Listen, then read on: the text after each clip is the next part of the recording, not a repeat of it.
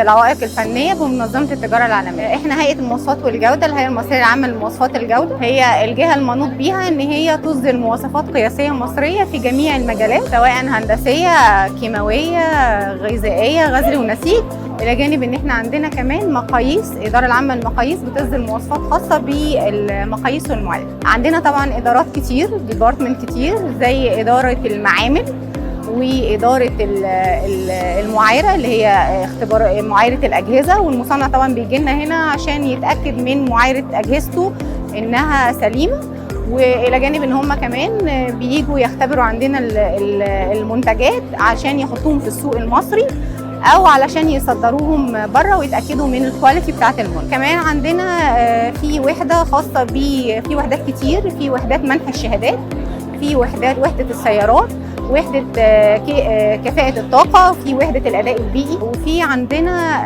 مركز تدريب معتمد بشهادات معتمده في جميع المجالات. الفكره في مركز التدريب بتاعنا ان احنا بنعمل التدريب بيبقى عملي ونظري، لان عندنا المعامل، فالشخص بيجي بياخد التدريب نظري وكمان بيطبقه عملي في قلب المعامل.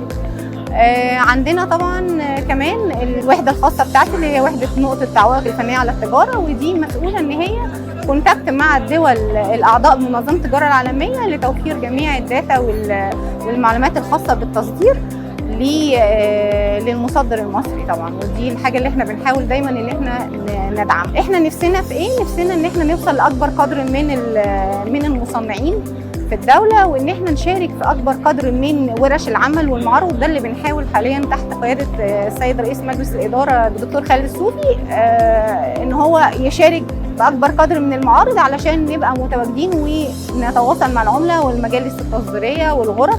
وطبعا بنعمل بروتوكولات تعامل كتير جدا ما بيننا وما بين جميع الهيئات الحكوميه، علشان الحاجه اللي مش عندنا بنقدر نحققها في الجهات الثانيه. المعامل عندنا كمان بتدي في معامل كتير معتمده، وده طبعا من ضمن الحاجات اللي بتبقى مطلوبه للتصدير في دول كتير، ان هي تبقى المعمل يبقى معتمد.